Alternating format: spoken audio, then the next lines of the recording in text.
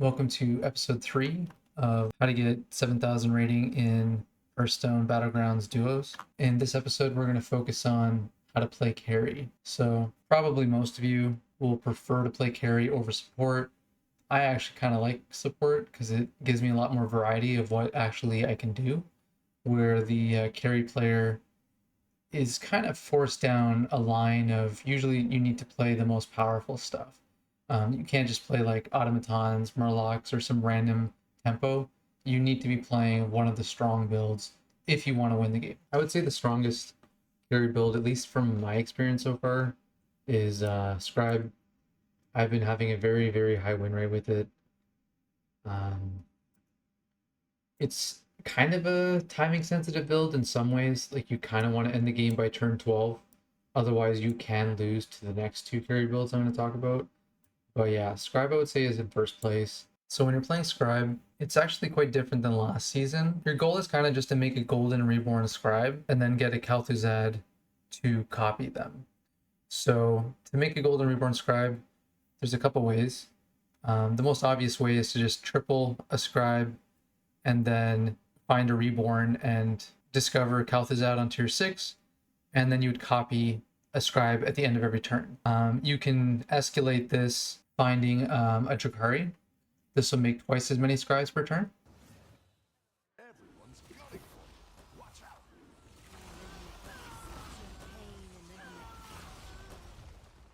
Because it's going to kill it, make a copy, and then it's going to kill it again, but it will lose the reborn on the new one because it will have no space.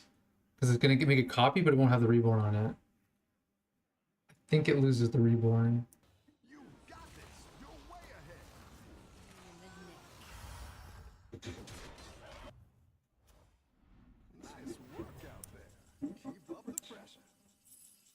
You're struggling to find Scribes in your shop though, there's other ways to make Scribes.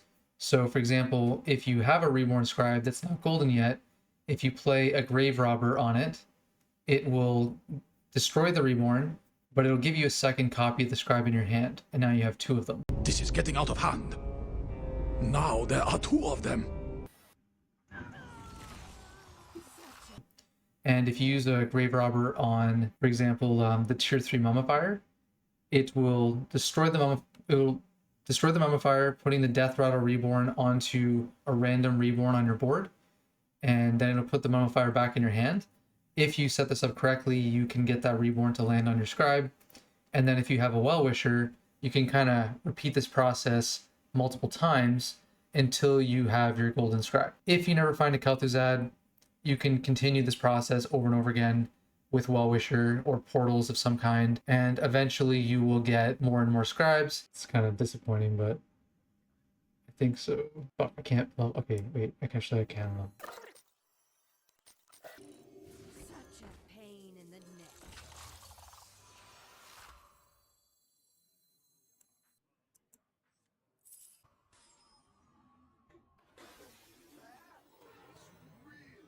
The Scribes are growing every time you destroy them. They're growing in combat as they die, and they just scale quite quickly. Even if you get this build set up relatively late, it will still overperform. Maybe once you get to like 10k MMR, Scribe might not be considered one of the top builds, but at 7k and below, Scribe is amazing. I have a very, very, like nearly 100% win rate with it. Obviously, you won't always hit it, you know. Sometimes you get the Scribe really, really late. In this case, it might be better to do Scribe as a support build, or maybe even skip it altogether. But if you get a Scribe reasonably early, I would heavily recommend trying to make it work. I would say almost every game that Scribe's in, I at least have it in the back of my mind as this is probably what our plan A is to go Scribe and some kind of support build. Now, Scribe is so powerful because your teammate also shares the buffs of the Scribes. So if you get a Kel'Thuzad and a Golden Scribe and you're copying your board, now all remaining Scribes can go to your teammate, and then all of a sudden your support build player can also be playing Scribes. Or they can play Magnamoose and with like Reborn or Rivendare, and then all of a sudden they're copying all of your Scribes as well. I would say this is the strongest build in the game right now at 7k and below. Um, there are builds that do better than this in later turns, but I would say most games I end the game by like turn 12 with this build, sometimes even earlier on turn 11 if I hit it early enough. Quilboar, I think, is probably in second place. For Quilboar, your goal is to primarily scale your gems in some way. Easiest way to do this is to find an early pokey, but that will not always happen.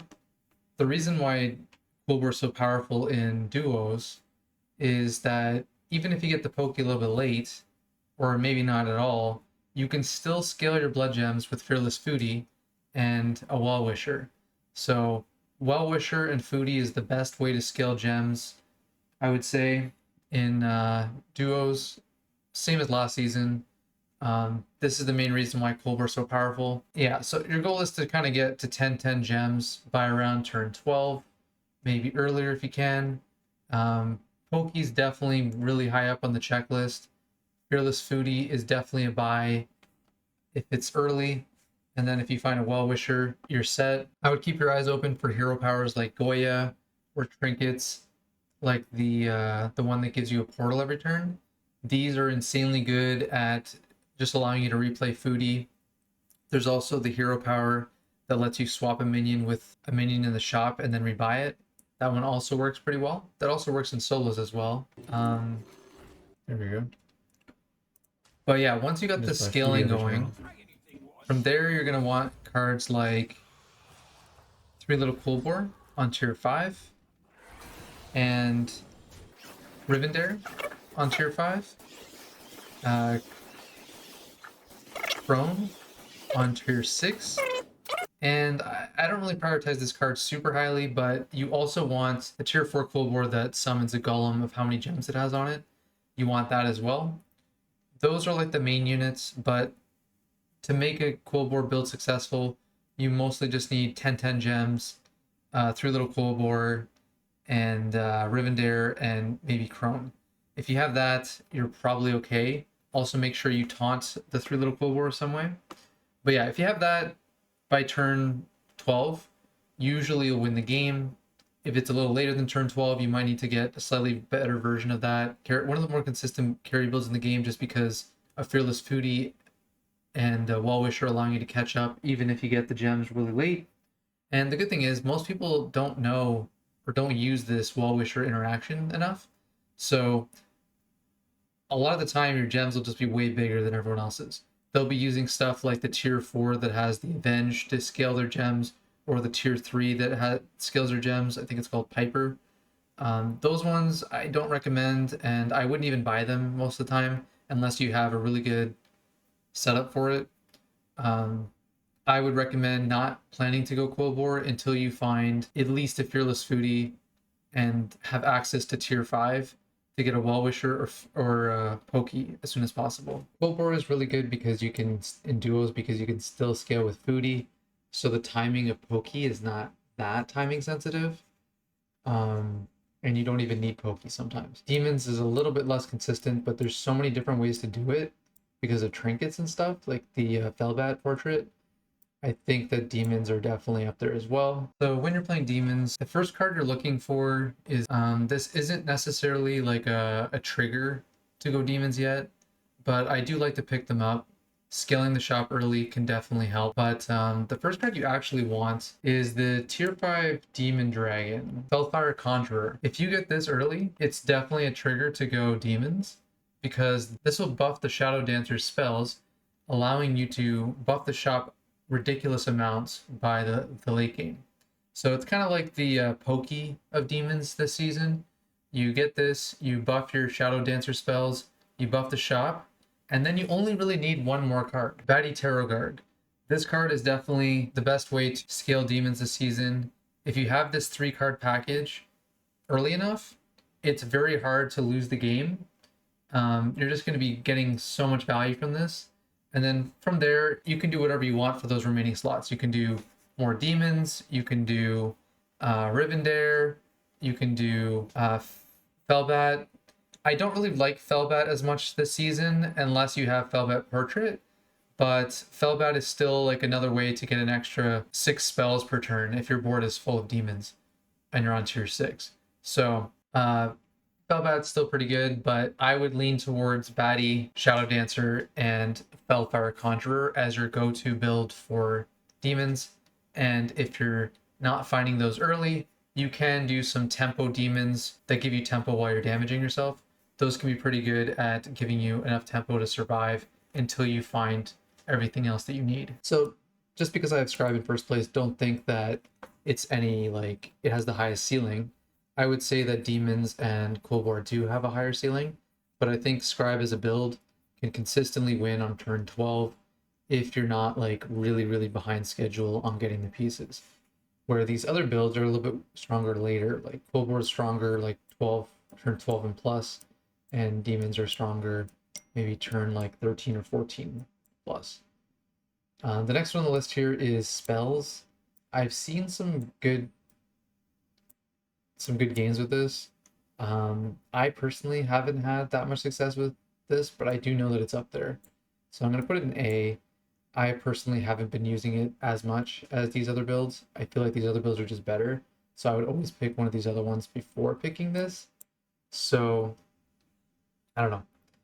It's good, but it's not my first pick by any means. After that, it kind of falls off quite a bit. These are more transition builds. I would consider for the B builds, you kind of don't really plan to do them, but you sometimes get them from playing support. So maybe you're playing a support game of Automaton, for example, and then you end up finding a lot of intern mechs, then you could transition into this. Or if you found like the tier 5 elemental light spawn that scales the your buffing abilities, then you might maybe switch into elemental carry build instead of support. Then we got Orcestra, which requires both players to have Orcestra. Honestly, I think this build is very strong, but I haven't gotten double Orcestra that often in this season, so I'm lowering it down to C tier just because it seems like really hard to get it this season. Maybe I'm not forcing the trinkets as much as I was in season 8, but I just haven't seen double Orcestra almost at all. Very rare. But if you are going double Orcestra, you need stuff like Anvil and stuff like that. Then we got Pirates. I like Pirates best when you can get some way of scaling your gold very early, either with the dragon that has a battle cry, give both players gold, or some kind of pirate related scaling. Then we got beetles and dragons. I think they're both around the same level. Then we have beetles. They're much weaker than they were in the last patch, but I still think they're okay. I kind of lean it more towards a support build, but if you get the right pieces, it can carry sometimes. Same with the dragons. If you get the right stuff on time, it can carry. But again, all these other builds above it are better, in my opinion. Now let's move down to the support builds. We already talked about this last episode. We got the Automaton support build opener. We got the Gold Grubber opener. We got the Murloc tier 3 Murloc opener, and then we also have I don't think we talked about it last time, but we have the shop buffing elemental, which is actually can be a carry build, but without the tier 7, it usually isn't. So if you manage to scale the shop enough and end up getting this as a trinket or generating this in some way, then it can be a carry build, but otherwise it's usually just going to be like a support build that helps you take low amount of damage in the mid game. So that's it for episode 3. If you found this video useful, please consider subscribing. I mostly focused on 3 carry builds this episode, since it was kind of taking too long to go into detail on each one. Plus, most games you will always have one of those 3 options available to you, and you don't really need to go 2 carry builds in duos. You just need 1 carry build and 1 support build. So if you followed through episode 2 and episode 3 carefully and understand a little bit about plan A from episode 1, then you now have kind of at least a starting point that should be able to get you pretty far and pretty close to 7K. But if you stick around, episode 4 is going to expand on these ideas and go a little bit more in detail about some duos things.